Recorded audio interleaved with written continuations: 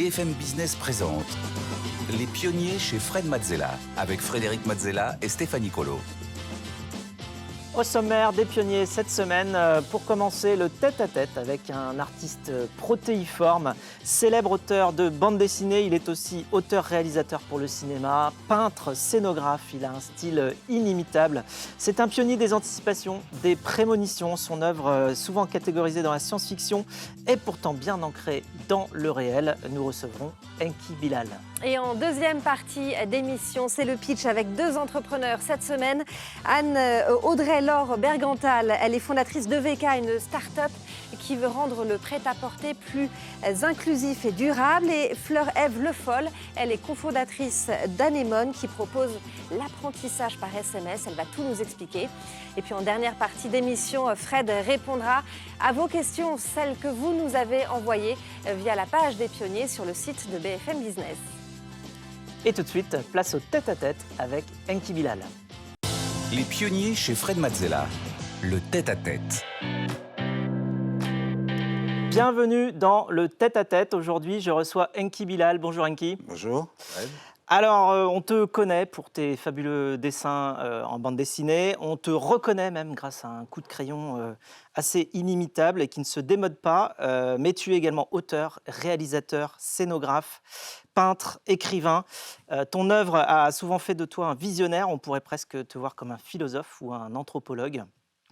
Tu n'as jamais utilisé le succès comme boussole. C'est la liberté qui te guide et qui te conduit à défricher des territoires de création encore inexplorés et à t'éloigner des standards. Alors tu connais le principe de l'émission, on est là pour explorer les grandes étapes de ton parcours. On aura quelques interventions et illustrations de Stéphanie.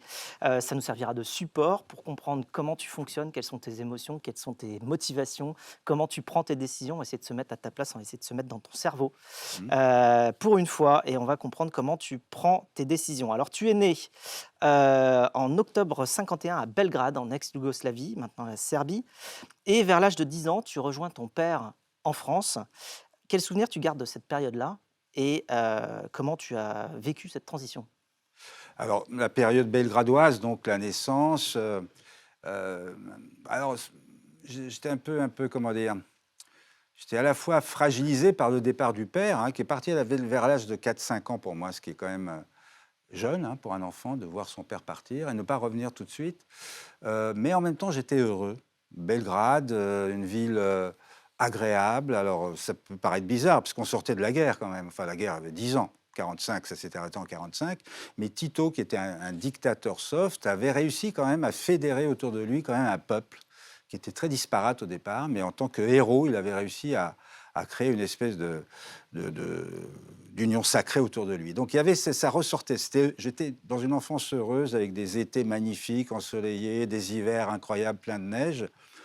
Et en même temps, voilà, j'étais quand même dans une famille un peu coupée en deux. Le père n'était pas là. Et lorsque j'arrive évidemment à Paris, alors là c'est un choc, c'est un déchirement terrible d'abord, de quitter, de manière assez brutale, de quitter sa ville natale et ses 10 premières années de vie, ses copains, et pour un avenir totalement inconnu. L'Occident, Paris, la grande ville. Tu es arrivé directement à Paris? Directement à Paris. Alors, un voyage de 42 heures en train, un truc absolument épouvantable. 42 heures de train, dont les 3/4 entre Belgrade et la frontière italienne. Donc, ceux qui savent un peu comment fonctionne la géographie de cette époque-là, c'est toujours pareil, la distance est à peu près la même, c'est que d'ailleurs, on a passé quand même énormément de temps à rouler très, très lentement. Et puis ensuite, ça s'est accéléré lorsqu'on était en Italie pour aller sur la France. Donc, arrivé en France, un peu chaotique, un peu compliqué, moment difficile, et puis je me projette dans l'apprentissage de la langue française, parce que mon père voulait qu'on s'intègre, ma sœur et moi notamment, on se lance, et puis l'école, voilà, et là je découvre un nouveau monde, et notamment la bande dessinée, parce que je dessinais déjà à Belgrade. Alors tu découvres la bande dessinée, alors plutôt Tintin, plutôt Spirou, plutôt les deux? Tout. Pilote. Pilote. Je découvre tout ça, je me fais un copain très vite qui voyait que je dessinais, que j'aimais beaucoup dessiner. Et donc ça, tu as commencé à dessiner? Oui, mais même déjà avant, à Belgrade. Déjà à Belgrade, depuis tout ouais, petit. Belgrade, sur les trottoirs de Belgrade. Très important, cette espèce de... c'est une espèce de sortie comme ça du lieu, de l'appartement, de la famille, de la mère, etc. pour dessiner dans... Tu dessinais avec quoi sur les trottoirs? Je dessinais des cow-boys et des Indiens. Ah. Il n'y en avait pas pourtant autour de toi, là. Il y en avait dans les films que Mais je oui. voyais, parce que non, mais à Belgrade, j'allais voir des films le dimanche. Ma mère nous emmenait voir des films, et parmi les films qu'on voyait, il y avait de temps en temps des westerns. Des westerns, avec notamment un acteur qui s'appelait Richard Widmark et qui me rappelait mon père. Donc je voyais en Richard Widmark, quelque part, la réincarnation de mon père qui était à Paris. Donc c'était important, voilà. Voilà, et donc le dessin faisait déjà partie de ta vie. Et donc, comment tu as fait pour perfectionner ta technique? Est-ce que c'est vraiment en pratiquant? Est-ce que c'est en prenant des cours? Est-ce que... Bah, non, la technique du dessin, alors on peut apprendre des choses, mais en fin de compte, moi, j'ai passé 3 mois aux Beaux-Arts seulement et je suis parti. Ouais, c'est pas beaucoup. C'est pas beaucoup. Mais, non, tout le travail avait été fait avant. Donc, la technique, c'est la répétition du geste, c'est la passion du dessin, l'envie de s'enfermer dedans. Moi, je me suis enfermé dans le dessin, parce que c'était aussi un refuge, dans des conditions de vie pas forcément faciles à ce moment-là, pour ma famille. Et moi, je m'enfermais dans le dessin, je recommençais, je gommais... je regardais énormément, donc tous les hebdos que tu citais, c'était vraiment la bande dessinée était en train d'exploser littéralement en France. C'était en train de devenir un moyen d'expression. Oui, ça venait pas mal de Belgique aussi. Enfin, du coup, Franco-belge, j'avais dessiné franco-belge, bien sûr, il faut rendre justice. Et moi, les Belges ont toujours été, sont toujours à la pointe de ce qui reste de la bande dessinée franco-belge. Mais en tout cas, c'est du travail, c'est beaucoup de passion et de travail. Donc moi, je pense que si on n'a pas la passion, on n'ira pas loin. Faut toujours s'accrocher à cette passion. ouais, la passion, c'est ce qui nous fait tenir, et le travail, c'est ce qui nous fait s'améliorer. Exactement. Donc on a une espèce de carotte là qu'on se tend soi-même en disant il faut que j'atteigne ça, cette étape-là. Voilà, il faut que je réussisse à dessiner ça, une main. Il faut que je réussisse à dessiner une main. C'est pas facile à dessiner une main. Mais avec un modèle où tu le fais vraiment par Avec les sa deux, propre main déjà. Ouais, déjà avec la propre. Ouais. Et donc là, tu découvres que carrément, tu as envie d'en faire ton métier? Alors oui, je rêve d'en faire mon métier. Et je découvre en plus la langue française. Alors ça, c'est très important aussi. Une passion littéralement pour la langue française, pour les textes, les rédactions. Écrire, raconter quelque chose, c'est quelque chose qui me prend très très vite. Je lis Jules Verne, je lis Baudelaire. Je découvre Baudelaire, j'ai 14 ans. Je ne comprends pas grand-chose. Mais l'agencement des mots, il y a une espèce de poésie, un truc très sulfureux qui se dégage, Et là, je comprends que finalement, l'équilibre à trouver dans une bande dessinée entre l'écriture et le dessin, que ça va au-delà des codes un peu enfantins de la bande dessinée. Ça va au-delà des onomatopées. Enfin, là, je comprends quelque part que la bande dessinée peut devenir un vecteur narratif très fort et très puissant. Et ça deviendra effectivement un vecteur narratif très fort. Alors, tu fais un concours. En 71, tu gagnes le concours de bande dessinée du journal Pilote. Et puis, donc, tu dessines directement pour Pilote des hommes politiques de l'époque. Un peu. Un peu. Ouais. Notamment je commence Valéry aussi des Giscard histoires courtes personnelles quand même. Ouais. Non, là, les hommes politiques, c'est assez peu, et je ne suis pas très bon là-dedans. Mais c'est pour vivre aussi. Donc j'ai la chance de travailler avec les plus grands dessinateurs de l'époque. Mais là, tu avais 20 ans, quoi, à peine. Ouais. Et je travaille évidemment avec les gens de l'équipe Pilote. Alors, Pilote, il y a Gottlieb, il y a Reiser, il y a Alexis, il y a des gens extraordinaires, quoi. Il y a T'as jamais pensé Claire aller... Bretéché, qui était une auteure incroyable. Une autrice, pardon. En 72, tu publies ta première histoire dans le journal Pilote, justement, L'Appel des étoiles, plus connu sous le nom du Bol maudit.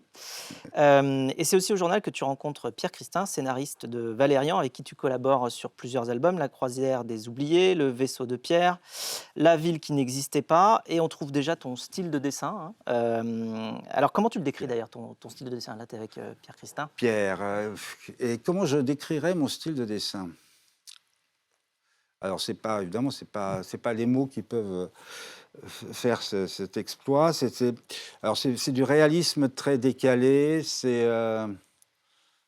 J'ai l'impression de décaler ce que je vois. Donc, je décale la réalité quelque part. C'est une interprétation?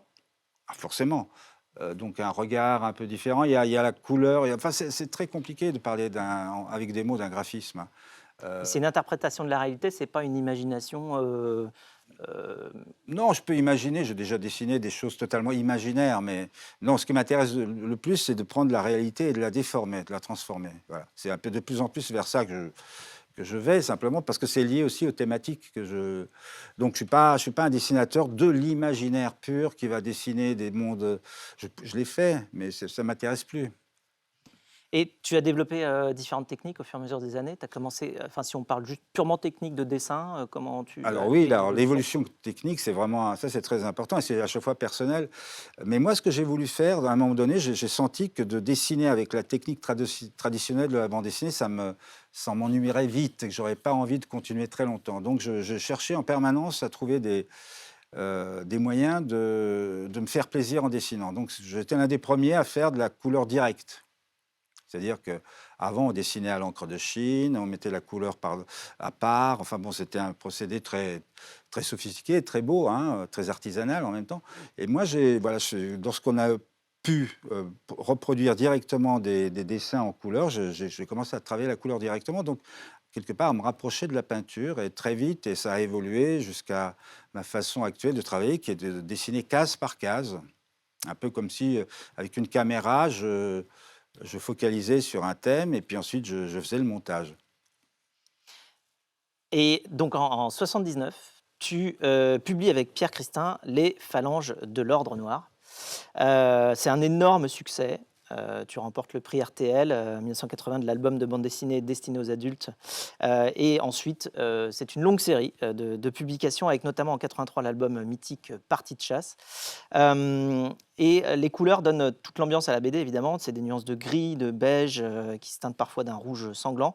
Est-ce que c'est une partie de ton souvenir, justement, ou alors justement l'interprétation décalée de la réalité de l'atmosphère du bloc communiste?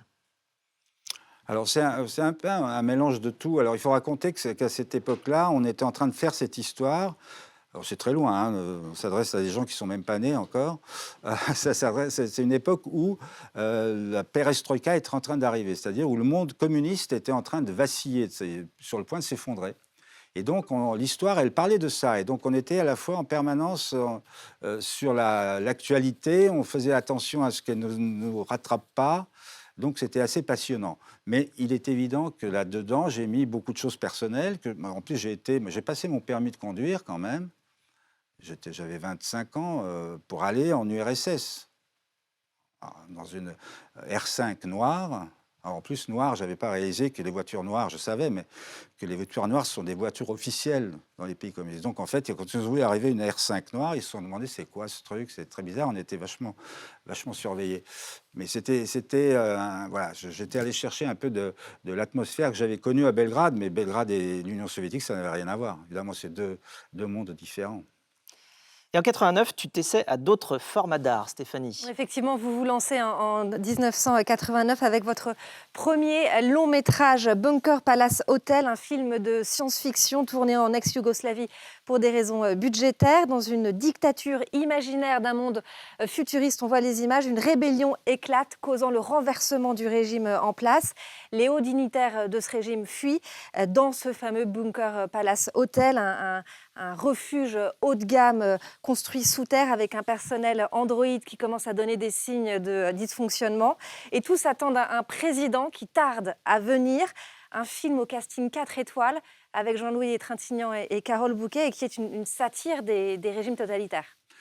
Oui, exactement ça. C'était en fait, voilà, ça rejoint un peu mon histoire, ma fascination et mon angoisse aussi par rapport à ces régimes-là. Effectivement, c'est un court-métrage que je m'apprêtais à faire et c'est un producteur qui m'a dit « Mais non, moi, je trouve que c'est un sujet de long-métrage et moi, je te produis ton film. » Donc, on a fait ce film dans des conditions assez délicates, mais effectivement, en Yougoslavie. Oui, tournage à Belgrade, c'est le hasard. Parce que je devais tourner d'abord à Moscou, on est allé à Mosfilm, on a vu des studios absolument hallucinants. Et finalement, c'était trop cher, c'était encore trop cher. Et donc, c'est Belgrade qui s'est positionné. Donc, on est allé à Belgrade, et là, j'ai tourné dans un studio où, gamin, j'avais tourné dans un film. Le hasard, c'est magnifique. Et là, en fait, c'est vrai que le casting 4 étoiles, c'était génial. Il y avait Carole Bouquet, donc Jean-Louis Trintignant avec ce crâne rasé, Carole avec ses cheveux rouges.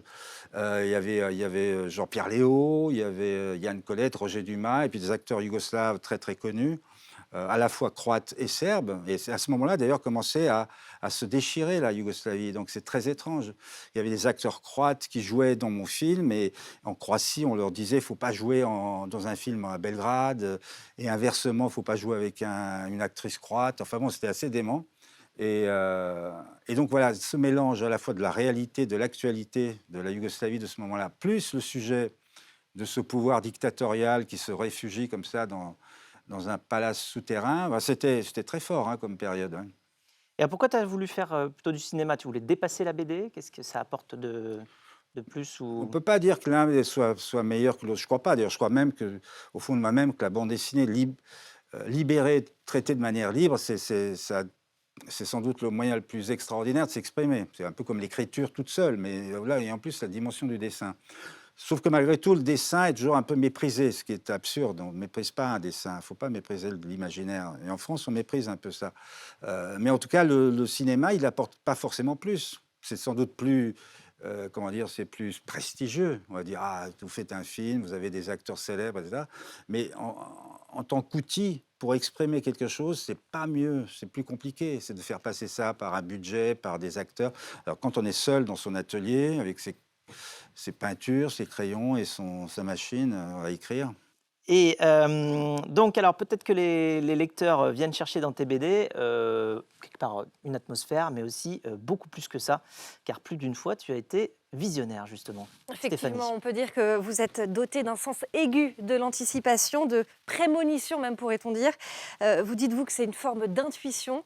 Il y a d'abord Partie de chasse, publié donc en 83 et qui annonce la fin du bloc communiste. Dans Le sommeil du monstre, il est question d'obscurantisme religieux et de force qui s'attaque à des symboles de l'Occident, le Crystal Building à New York et la Tour Eiffel. Et là, on est 3 ans avant le 11 septembre 2001. En 2009, dans la trilogie du coup de sang, vous évoquez déjà la révolte de la nature en plongeant le lecteur dans un monde ravagé par le dérèglement climatique. Et plus récemment, dans le tome 3 de Bug, vous racontez une panne informatique mondiale qui enraye les ordinateurs et tous les systèmes d'information, effaçant la culture et la connaissance de la surface de la Terre. Est-ce que ce sont les prémices d'une remise à jour culturelle et intellectuelle? L'avenir nous le dira. Mais justement, à ce sujet, le galeriste Jean-Baptiste Barbier a une question à vous poser. Bonjour Enki, j'ai une question à propos de ton travail. Ma question toute simple est: comment fais-tu pour anticiper le futur? Jean-Baptiste, bonne question. Alors, je suis venu sur ma boule de cristal, vous avez remarqué. Je n'en ai pas. Je n'en ai pas. Non, il n'y a pas de recette, évidemment. Il y a mon intérêt quand même pour l'actualité et pour la marche du monde. Hein. Moi, ça, on vit dans un monde absolument passionnant, qui est de plus en plus terrible. Hein, donc, c'est assez décevant d'une certaine façon, mais en tout cas, de suivre la marche de ce monde, de garder en mémoire ce qui s'est passé, d'essayer de comprendre ce qui se passe et d'essayer de projeter sur ce qui va se passer. Cette gymnastique intellectuelle entre ces trois temporalités fait qu'on peut se projeter sur quelque chose de plausible. C'est ce qui m'est arrivé avec notamment, par exemple, l'obscurantisme religieux. C'est au moment où sont arrivés les talibans en Afghanistan. L'éclatement de la Yougoslavie, il y a une espèce d'alchimie intellectuelle qui fait que je vois parfaitement ce qui peut arriver. Imaginez que le symbole de l'Occident... Parce qu'il y a une chose qui est très importante, c'est que quand même, par exemple, l'effondrement du monde communiste fait qu'il ne reste un vainqueur. Ce vainqueur, c'est le capitalisme, c'est le monde occidental. Et donc le monde occidental a forcément besoin d'un ennemi. Ça ne peut pas marcher s'il n'y a pas le contrepoint. Et ce contrepoint, à ce moment-là, je me dis, il sera spirituel, il sera religieux. C'est en 95, je me dis ça en 1995, et je réalise l'album qui va annoncer les attentats du 11 septembre. Donc c'est de l'intuition, mais aussi c'est une forme de réflexion. Alors, la réalité a également rattrapé la fiction des fois, puisque quand tu as inventé un sport dans ta trilogie Nicopole, tu as inventé un nouveau sport qui s'appelle le chessboxing et qui est devenu une réalité. On va regarder, là, c'est plus que tu as anticipé, c'est que tu as créé un nouveau sport, tu as créé le futur. Nerves are obviously a big factor here, huh, for the moment. A good counter punch, counter cross lanes right down the middle of Leo's guard. Il y a des pions qui vont tomber en tout cas. Si on se souvient de la position à laquelle on est parti, il y a eu petit roc pour les blancs, ce qui laisse la tour et le fou qui attaquent le pion donc en B2 qui est en bas à gauche. Pour ceux qui ne connaissent pas les casques, il n'y a pas les lettres, donc il faut Oui, que ce soit accessible à tout le monde. Défaillance en fait finalement dans la position blanche là pour le coup. Ah, comment est venue l'idée déjà? Une fraction de seconde, j'étais sur une histoire où il y avait où tout était évalué sur des échelles de valeur. Un peu comme on fait des clics maintenant sur Internet. Pour Équateur. Alors, c'est l'échelle des valeurs des tremblements de terre, Ouais. l'échelle de Richter. Bon, bref. Et là, tout était évalué, y compris l'intelligence, l'élégance, la beauté, la violence, la vitesse, etc. Et puis en sport, je cherchais un sport qui serait un peu dans cette société idéale, qui serait le représentant de l'excellence de l'humain. Et j'ai pensé à l'intelligence, je me dis, tiens, des jeux d'échecs, c'est vachement bien. Et immédiatement, c'est accolé l'image du boxeur. C'est de la violence, c'est du physique, mais aussi c'est de l'intelligence et de la théorie. Donc je me suis dit, voilà, chess, boxing, mais ça dure une fraction de seconde. Après, j'imagine la scénographie du ring, ça commence par des échecs, on boxe, échecs, alternance. Moi, dans l'histoire, ça finit dans le sang, c'est grotesque, c'est énorme, et c'est tout. Mais Mais 10 l'inspiration ans vient après- aussi quand même de ton passé, parce que les échecs, c'était très présent Oui, j'ai dans joué ton aux enfance. échecs quand j'étais gamin, et j'ai fait du sport, j'ai Il y en pas avait fait de boxe. partout, enfin, à Belgrade, Oui, on jouait dans les parcs et partout. Dans les quoi. parcs, les gens, les petits vieux, les petits jeunes, Et tout puis le la monde boxe, je jouait. crois que ton père était A été boxeur, Enfin, à c'est un très haut niveau. boxé à un niveau, il a failli aller aux Jeux Olympiques de Berlin, mais 36, bon, évidemment, Hitler, tout ça, il n'est pas parti, il n'y a pas eu de délégation yougoslave. Non, ce que je veux dire, c'est que simplement, c'est pas moi moi je l'ai inventé, le sport. Mais c'est un autre artiste, 10 ans plus tard, qui l'a mis en pratique. Et moi, je l'ai accompagné. Après, je suis devenu le parrain de ce sport. Voilà, et c'est Hyper Rubing, qui malheureusement n'est plus là, mais qui était un type formidable. Voilà. Hyper, un type extraordinaire et qui a mis en pratique ce sport. Et donc en 2017, tu publies le premier livre de Bug, une nouvelle série aux éditions Casterman. Depuis, tu as sorti les livres 2 et 3 et tu prépares actuellement le 4e. Ça parle de la mémoire. C'est un sujet qui te passionne, la mémoire. Hein. Alors, la mémoire, oui, mais c'est involontaire. C'est involontaire. Mais je pense tout le monde fait ça, en fait. Je ne sais pas, mais Christine Angot, quand elle écrit un de ses bouquins sur ses problèmes, c'est un truc sur la mémoire. Donc, Tu trouves qu'on perd un peu la mémoire?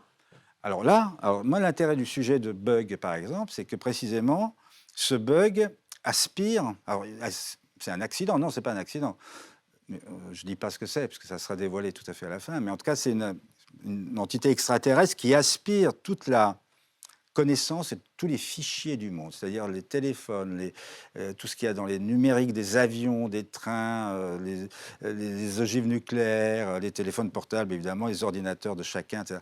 Tout est aspiré, et on ne comprend pas pourquoi, mais l'humanité se trouve à poil, sans rien. Qu'est-ce que vous faites, vous? Qu'est-ce que vous faites tous ici? Et toi, qu'est-ce que tu fais avec ton portable, là, si tu n'as pas... Là, je ne l'ai pas. Non, mais je me c'est sers dangereux de sortir sans son portable aujourd'hui. Donc, tu vois ce que je veux dire, c'est que tout est aspiré, donc il n'y a plus rien. Donc, c'est la mémoire qui est partie. Et un personnage, un seul, se retrouve dépositaire de tout. C'est ça l'histoire. À son insu, malgré lui. Donc, voilà, l'histoire va nous mettre face à nous-mêmes. Donc, le lecteur est mis face à lui-même, à sa propre mémoire et à cette espèce d'inconnu. Qu'est-ce qu'on devient sans sa propre mémoire? Donc on meurt. Alors, pour terminer, une question existentielle. Pourquoi tu fais tout ce que tu fais? Pourquoi je fais ce que je fais? Parce que j'ai besoin de le faire. Parce que j'ai besoin de le faire. C'est un besoin. C'est un besoin. Alors c'est devenu un... Alors en plus, ce qui est intéressant, c'est qu'il y a des tas de dessinateurs qui pourront te dire, moi je peux pas. Voilà, si j'ai pas un crayon, un papier, je peux pas. Il faut que je dessine en permanence. Il y a des tas de dessinateurs, copains, qui sont des dessinateurs compulsifs. Moi pas du tout. Il me faut un thème, un sujet, quelque chose qui me pousse et qui m'attire. Donc moi je suis attiré. Les thèmes c'est des thèmes qui viennent me chercher. Moi, je me plonge dedans. J'essaie de les gérer. Je gère ça. Alors, en plus, c'est un exercice de liberté. Donc, j'ai cette chance énorme de pouvoir le faire en toute liberté. Donc, je ne vais pas me priver d'un espace de liberté, même si ça dérange certains. Certains n'aiment pas. Moi, il m'est arrivé de perdre des lecteurs en faisant des histoires plus complexes, plus compliquées. On me disait, mais attends, là, les gens, ils comprennent plus, ils te suivent plus. Puis je dis, c'est pas grave. Je dis, c'est pas grave, je les retrouverai peut-être à un autre moment. Je les ai retrouvés. Mais j'en ai trouvé d'autres qui aimaient bien la complexité. Donc, je pense qu'il ne faut pas s'arrêter à un truc facile, d'une part. Je pense que ça, il y a ça aussi qui est important, c'est les défis. Je veux dire, aimer faire ce que l'on fait, si c'est facile et si ça n'est que fluide, tranquille, ça n'a aucun intérêt. Donc, il faut se confronter aux difficultés. Voilà, j'aime bien ça aussi, aux défis. Et donc, il ne faut pas lâcher, quoi. C'est un peu un peu si je devais donner un conseil, quel que soit le domaine, hein, c'est de ne jamais lâcher le truc. Si on a une passion, il ne faut pas la lâcher. Le besoin de liberté comme boussole, comme moteur et même comme défi. Merci beaucoup, Enki Bilal. Merci. Quant à nous, Fred. on se retrouve juste après pour le pitch. Les pionniers chez Fred Mazzella sur BFM Business.